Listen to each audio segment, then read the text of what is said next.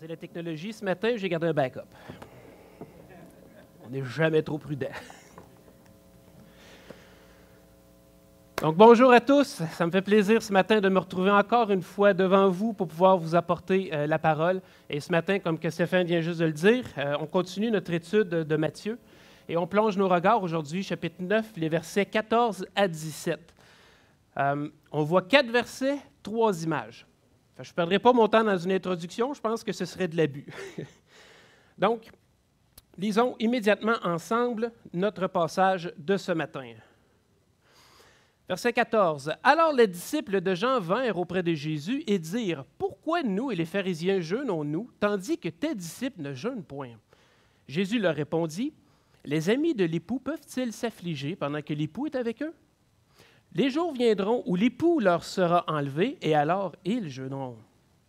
Personne ne met une pièce de drap neuf à un vieil habit, car elle emporterait une partie de l'habit, et la déchirure serait pire.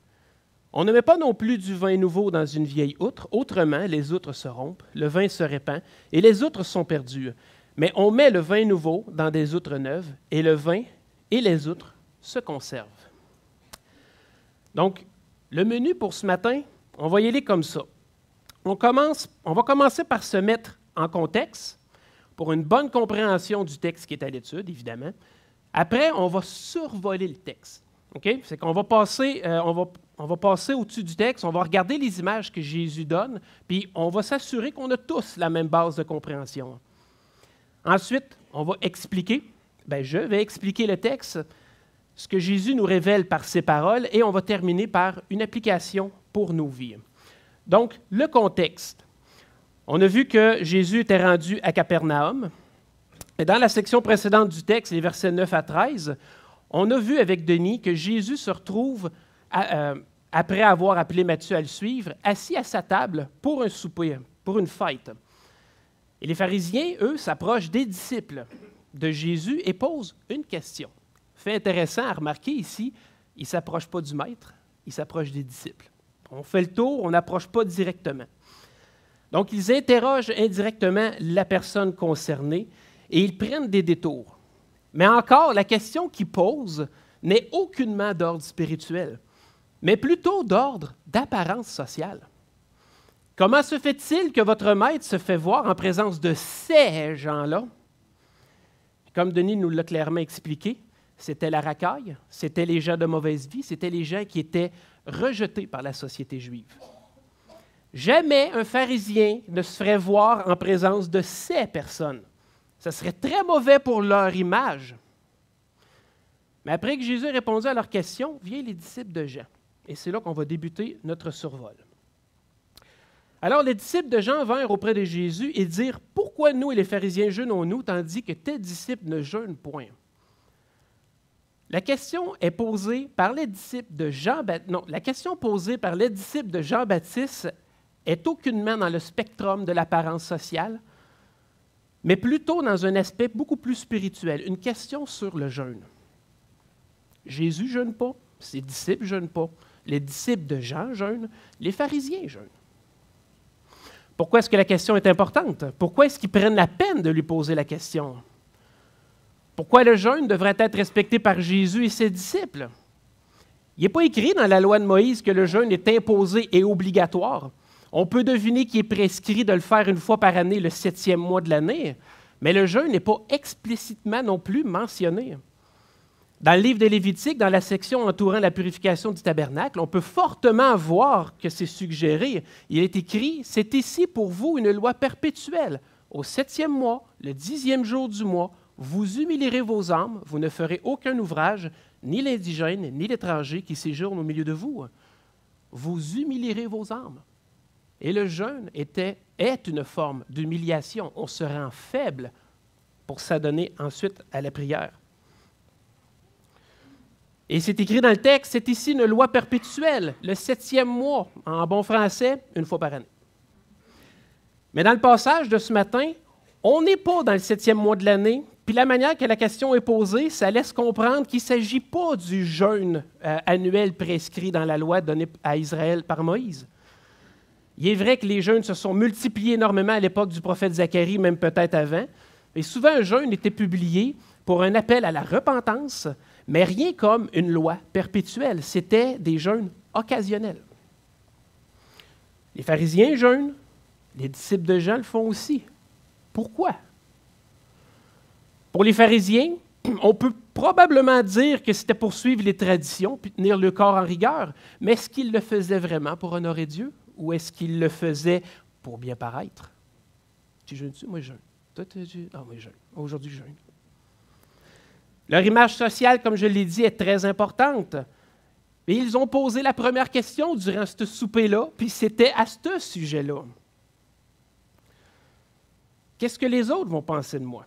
Il est convenable de dire que la raison du jeûne des pharisiens dépasse probablement pas l'accomplissement personnel.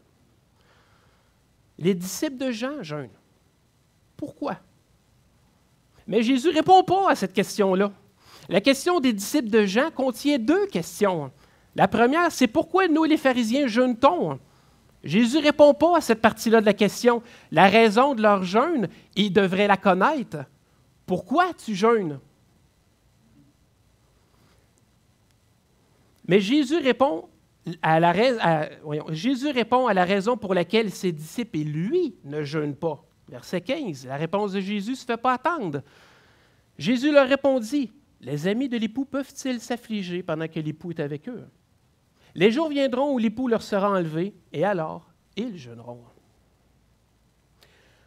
La première phrase de la réponse de Jésus a dû tétaniser les pharisiens sur place. Le sang s'est probablement figé dans le veine. Pas parce que Jésus vient d'annoncer qu'il va être enlevé aux disciples, puis qu'à ce moment-là, ils vont jeûner. Non, personne à ce moment-ci peut comprendre que Jésus va être livré et crucifié. Non, les jurons des pharisiens sont pour l'appellation que Jésus vient d'utiliser, l'époux. L'image de l'époux est utilisée par les prophètes dans l'Ancien Testament, à plus qu'une reprise. On le voit d'ailleurs dans Ésaïe 54, « Car ton Créateur est ton époux. L'Éternel des armées est son nom, et ton Rédempteur est le Saint d'Israël. Il se nomme Dieu de toute la terre. » On retrouve aussi dans Osée 2. « À ce jour-là, dit l'Éternel, tu m'appelleras mon mari, et tu ne m'appelleras plus mon maître. J'ôterai de sa bouche le nom des Baals, afin qu'on ne les mentionne plus par leur nom. En ce jour-là, je traiterai avec eux une alliance avec les bêtes des champs. Je traiterai pour eux, une alliance avec les bêtes des champs, les oiseaux du ciel et les reptiles de la terre. Je briserai dans le pays l'arc, l'épée et la guerre. Je le ferai reposer avec sécurité. Je serai ton fiancé pour toujours. Je serai ton fiancé par la justice, la droiture, la grâce et la miséricorde. Je serai ton fiancé par la fidélité et tu reconnaîtra l'Éternel. » Il y a d'autres passages aussi où ce que l'Éternel se compare à un fiancé ou à un époux, mais on ne les passera pas toutes ce matin. Mais ici, ce qui est important de voir, c'est que Jésus se compare. Excusez. Cette image n'a pas sa place là, j'ai oublié de corriger, désolé. Donc, ce que Jésus nous dit, c'est qu'en présence de l'époux, verset 15, on garde le focus sur le verset, s'il vous plaît, c'est que ce n'est pas le temps de s'affliger par le jeûne. Non, ce serait complètement inconvenable.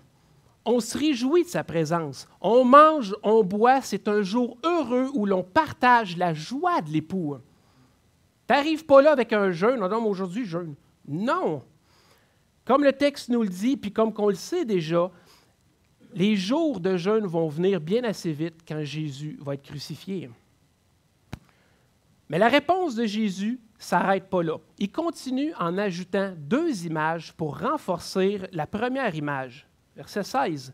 « Personne ne met une pièce de drap neuf à un vieil habit, car elle emporterait une partie de l'habit et la déchirure serait pire. » Là, c'est à la lecture du verset 16, votre tête a fait « Hein? Attends, là, tu me parles de festin, de joie, d'amis durant un festin. Got it. Ça va, je suis capable de comprendre. Mais là, tu me parles de couture. Faites-vous-en pas, moi aussi, quand j'ai lu les versets à la suite, ça fait « Quoi? » Mais l'explication, on va la donner tantôt. Maintenant, faisons un survol, afin qu'on ait toute la même base de compréhension. Laissez-moi vous parler de l'image. Ceux qui ont déjà fait de la couture ici savent de quoi je parle. Et puis comme que j'ai déjà fait de la couture un peu, je me permets de vous en parler. Quand j'étais en secondaire 1, j'avais environ 12-13 ans. Le petit Christian avait à son horaire un cours appelé « Économie familiale ».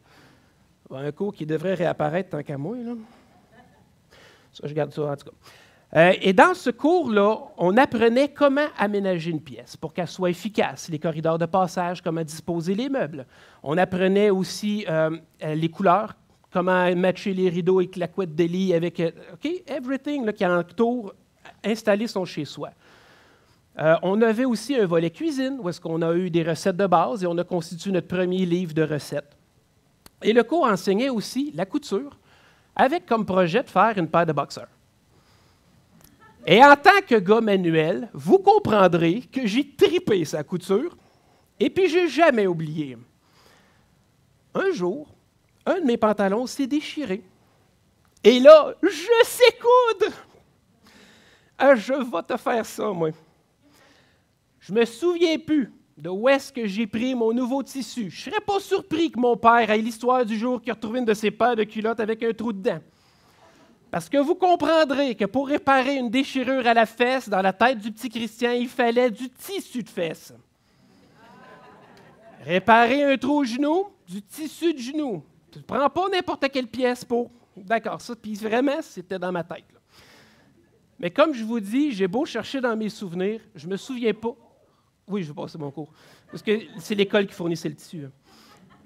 Mais comme je vous dis, je ne me souviens pas de où est-ce que j'ai pris mon tissu, mais j'ai fait ma réparation et ça a fonctionné. Ça a duré le temps que ça s'use puis que le malheur arrive. Mon pantalon, la déchirure, elle ne s'est pas agrandie. Vous auriez dû voir la couture autour de ça. Même pas un missile pouvait passer. Non. La déchirure n'a pas bougé d'un millimètre, mais c'est tout le long de la fesse, tout le long, là, de la ceinture à aller jusqu'en bas de la cuisse que ça a déchiré après. Un nouveau tissu, c'est tissé serré. Il n'a jamais été étiré, ni usé par le frottement. Il est serré, puis il se tient bien. Plus on sert d'un tissu, plus que le frottement, l'étirement fait en sorte que les fils s'usent et l'espace se crée entre les mailles. Elle a rapport. Lors d'un lavage, le tissu reprend une partie de sa rigidité, mais jamais comme à l'original. Tranquillement, le tissu devient lousse, plus faible, puis l'espace entre les fils s'accroît, et lorsque les brins commencent à s'effilocher, les fils cassent. C'est pour ça qu'on aime toujours ça, nos vieilles jeans. On n'aime jamais changer de paire de jeans. Il faut les roder avant. Donc, si on vient poser un tissu neuf, un tissu qui n'a pas été étiré sur un tissu qui a eu toute sa flexibilité à l'intérieur, le nouveau tissu il est fort, beaucoup plus fort que l'ancien qu'on vient réparer.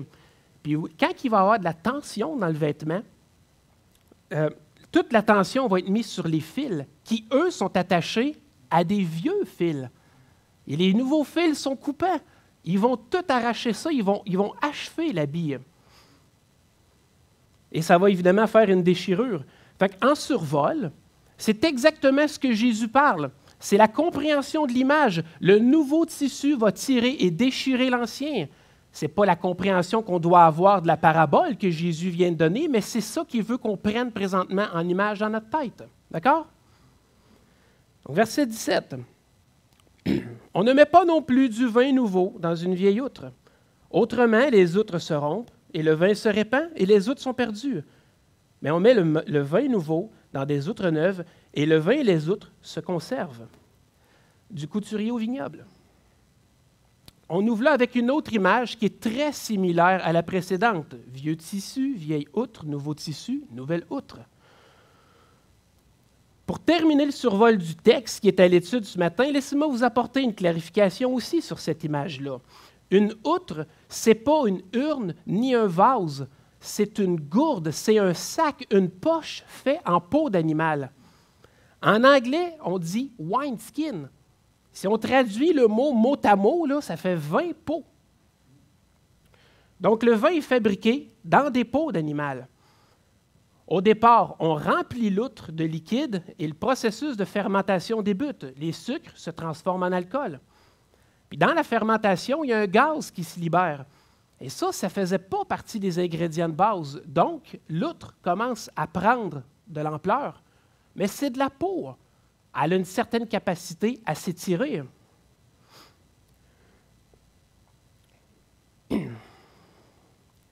Donc, si on fait une deuxième batch de vin dans une outre qui a déjà été étirée, c'est vrai qu'au départ, on peut mettre un peu plus de liquide, mais quand le processus de fermentation va commencer, elle va étirer, puis elle risque fort probablement d'atteindre son maximum et de se rompre. Et le risque que la peau se fende ou que les coutures ne tiennent pas sont énormes. On ne met pas non plus un vin nouveau dans une vieille outre, autrement les outres se rompent et le vin se répand et les outres sont perdues. Ça, c'est la compréhension de l'image des outres et du vin. Donc, si je fais un petit wrap-up très rapide du survol, on a un festin, on a une question qui nous est posée sur le jeûne, et Jésus répond par une image de l'époux. En sa présence, ce n'est pas le temps approprié pour un jeûne. Il renforce ensuite l'image de l'époux avec une image sur le vêtement et une deuxième image sur le vin nouveau. Explication. Avez-vous remarqué que dans le passage, il n'y a pas un temps où les disciples demandent à Jésus l'explication de ce qu'il vient de dire? Et si vous lisez le début du verset 18, vous allez en avoir la raison. Tandis qu'il leur adressait ces paroles, Jésus a été interrompu. Et la situation qui se présente demande son attention et son action immédiate. Donc, pas d'explication. Mais soyez sans crainte, on a l'esprit et nous avons la connaissance de sa parole. Explication. Jésus commence par dire qu'il est l'époux. Si Dieu a fait alliance avec Israël, Jésus est venu pour faire une nouvelle alliance, une nouvelle noce. Il est l'époux et l'Église est l'épouse. L'Église, c'est l'assemblée de tous ceux qui croient en son sacrifice. C'est un temps de réjouissance, puisqu'il est enfin parmi nous. Le Messie est là. Et il est venu accomplir la volonté de son Père céleste. Je vais revenir un petit peu à la fin sur une description de l'époux. Mais Jésus continue aussi dans le passage à nous dire qu'il est le nouveau manteau dont nous avons besoin. Le vieil habit, c'est la première alliance de Dieu. L'habit est usé, l'habit est déchiré de toutes parts par l'utilisation que l'homme en a fait. L'habit est plus reconnaissable, impossible de distinguer la loi du judaïsme. Et Jésus n'est pas venu pour réparer l'habit. Il n'est pas venu fermer les trous de toute façon, comme l'image nous le donne. S'il viendrait patcher, on finirait par le déchirer. Jésus apporte un nouvel habit, un nouveau drap. Fait en neuf, il est le manteau dont l'épouse, nous, devons nous vêtir pour cacher notre iniquité, notre honte, nos péchés. Jésus est le manteau dont nous devons nous vêtir. L'image que Jésus donne laisse clairement comprendre qu'il ne vient pas réparer. Il ne vient pas pour ajuster notre compréhension à ce que voulait vraiment dire Dieu par la loi. Il fait, oui, mais ce n'est pas la mission pour laquelle il est là. Jésus n'est pas simplement une nouvelle pièce de drap neuf pour réparer l'habit que Dieu nous a donné à Israël, mais il est un habit neuf. Voyons maintenant l'explication de l'outre et du vin. La vieille outre, c'est le judaïsme, c'est-à-dire tout ce qui est sorti des 10 commandements et de la loi qui a été donnée aux hommes par Moïse. Tout ce qui découle de la première alliance l'alliance de Dieu avec l'être humain. Et après avoir sorti son peuple de l'esclavage, Dieu a fait alliance par Moïse avec les hommes, plus précisément avec Israël, les Juifs, Israël, c'est-à-dire les Juifs. La loi a été donnée et une méthode d'expiation a été donnée pour que chacun puisse expier, c'est-à-dire payer, pour ses péchés. Mais comme le dit si bien mon Père, là où il y a de l'homme, il y a de l'hommerie. Pas que la loi est imparfaite, pas que la loi est incomplète, mais la loi n'est pas possible à l'homme. Il ne peut pas l'accomplir ni même la respecter, et c'est la raison pour laquelle une méthode d'expiation a été donnée. Mais l'homme a besoin d'accomplir, de faire. Et dans son besoin, il s'est mis à ajouter toutes sortes de choses, pas tant mauvaises, mais qui au final détournaient les regards de la loi. Là où la loi pointait le cœur de l'homme a ajouté des actions, des gestes, afin que tous peuvent voir et montrer qu'une certaine élite pouvait vivre selon la loi. Nous savons que c'est faux. Le problème, ce n'est pas dans nos faits et gestes, c'est dans notre cœur. On est corrompu dans le plus profond de notre être. Et même si d'apparence on peut accomplir la loi dans notre cœur, nous sommes des meurtriers, nous sommes des jaloux, nous sommes des pécheurs. Vous connaissez l'histoire de Luc 18 où Jésus se fait demander par un jeune homme riche comment hériter de la vie éternelle. Et Jésus répond, tu connais les commandements, tu ne commettras point d'adultère, tu ne tueras point, tu ne déroberas point, etc., etc., etc. Et l'homme lui répond qu'il a observé toutes ces choses depuis sa jeunesse. Wow! Non, mais c'est un homme extraordinaire.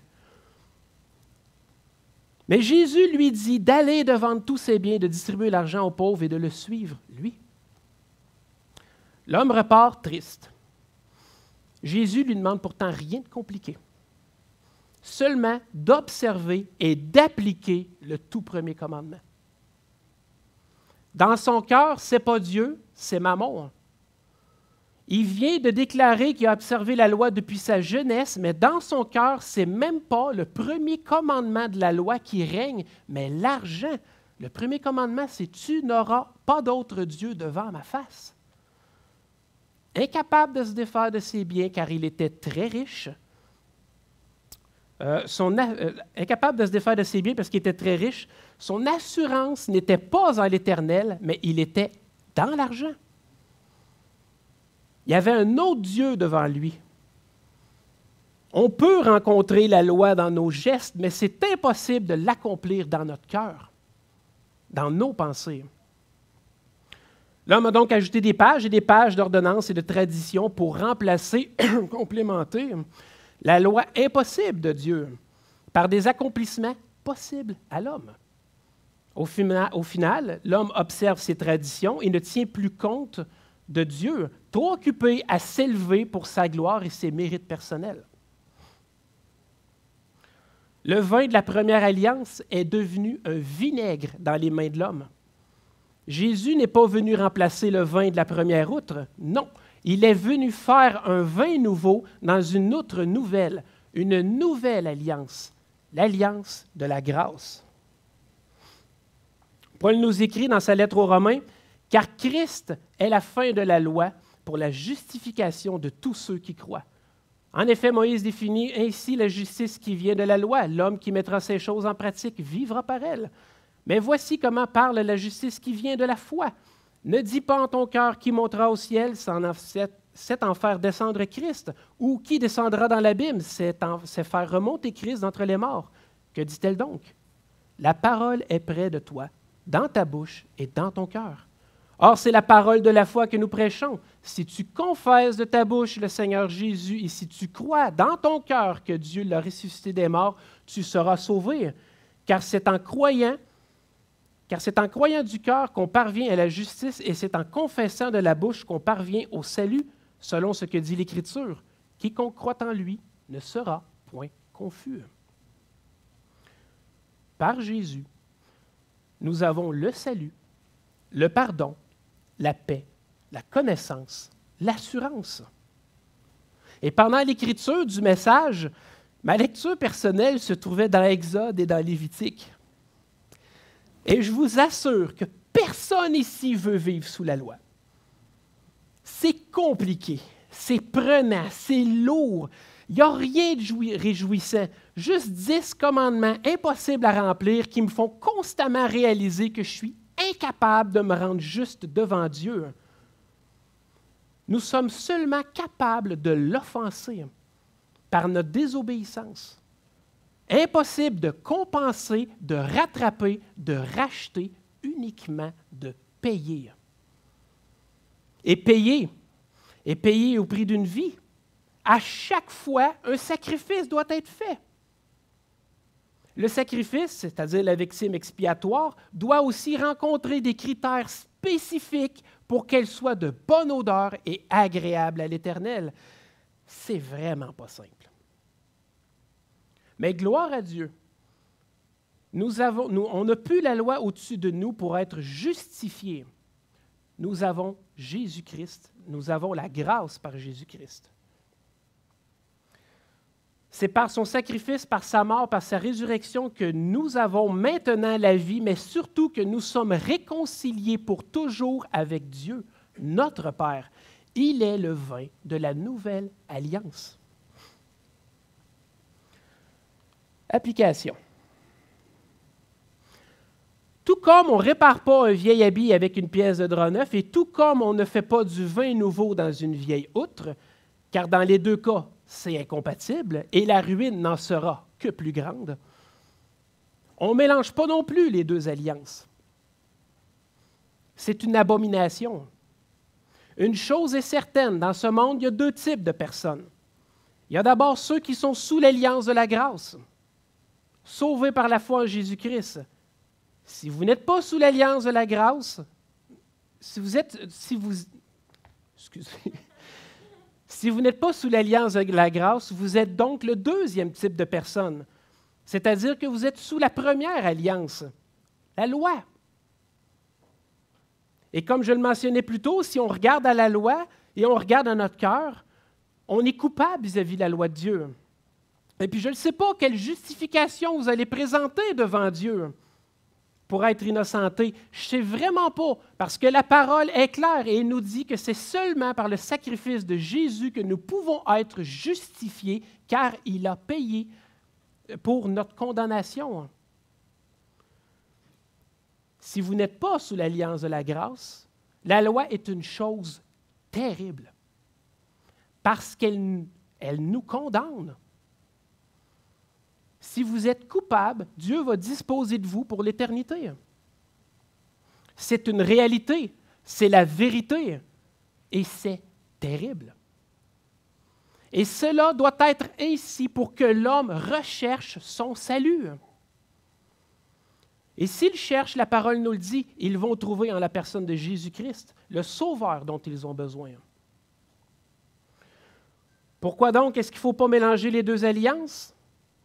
Parce que si on mélange la loi avec la grâce, c'est comme de dire Dieu est amour et puis il ne fera pas mourir personne. Je ne suis pas une mauvaise personne. Je n'ai jamais tué. Je ne suis jamais allé en prison. Je suis une bonne personne. Et c'est comme ça qu'aujourd'hui les gens pensent. Si tu n'as pas tué, tu n'as pas été en prison, tu es une bonne personne. La loi perd de toute sa terreur. Dieu est amour, il va nous sauver pareil. Dieu ne fera pas périr le juste. Mais c'est vrai que Dieu est amour. Et c'est vrai qu'il ne fera pas périr le juste. Mais définissez-moi qui est juste. Nous ne pouvons être justifiés qu'en Jésus. Mais ce n'est pas la compréhension que le monde a. Il se croit juste. Et c'est un des défis dans l'évangélisation, les faire comprendre que les gens sont coupables et qu'ils ont besoin de Jésus. Pourquoi donc est-ce qu'il ne faut pas mélanger les deux alliances? Parce que si on mélange la grâce avec la loi, c'est comme de dire, le salut est par Jésus-Christ, mais tu dois aussi A, B, C, D, E, F. Il ne faut pas entrer dans le légalisme. Il ne faut pas entrer le légalisme dans le salut par la grâce. Jésus a déjà accompli la loi et par lui, nous sommes justifiés, c'est-à-dire graciés d'avoir enfreint la loi. La loi n'est plus un moyen de justification devant Dieu, mais plutôt un guide pour lui plaire. Si à la grâce on ajoute la loi, alors la grâce va perdre de toute sa beauté et de son caractère de grâce, parce qu'elle est mélangée aux œuvres de la loi. La grâce, c'est la bonté illimitée de Dieu envers son peuple en dépit de ce qu'il mérite. Comprenez-vous pourquoi une loi pas terrible et une grâce légaliste sont une abomination? Dans les deux cas, ce n'est pas le but pour lequel Dieu nous a donné ces choses. Dans les deux cas, c'est une autre création de l'homme, inspirée par Satan pour nous éloigner de la vérité. Dieu a traité une alliance avec Israël, ça vient de Dieu.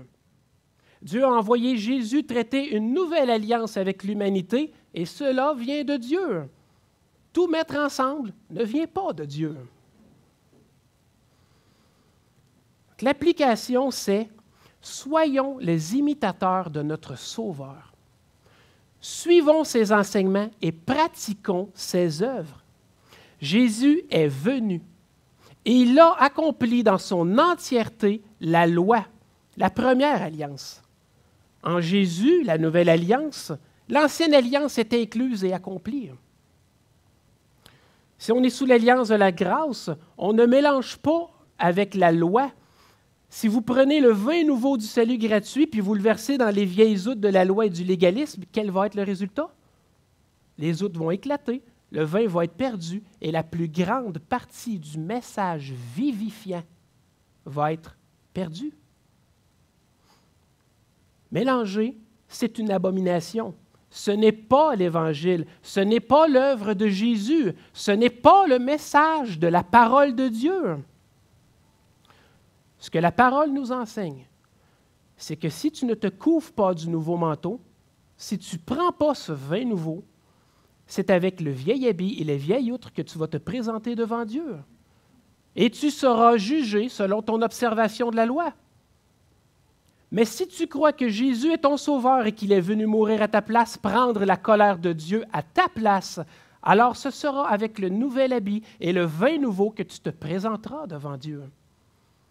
Tu ne seras pas jugé puisque tu vas être vêtu des habits que l'époux t'a fournis. Tu vas être invité à te joindre à Christ pour l'éternité. Jésus est le chemin, la vérité et la vie. Nul ne va au Père que par lui. Il est l'époux. Et c'est sur ce dernier point qu'on va terminer l'étude du passage de Matthieu. Et je vous avais dit que je reviendrais j'y reviendrais sur l'époux. Jésus est l'époux. Et laissez-moi vous lire ce que John Charles Ryle a écrit sur le sujet.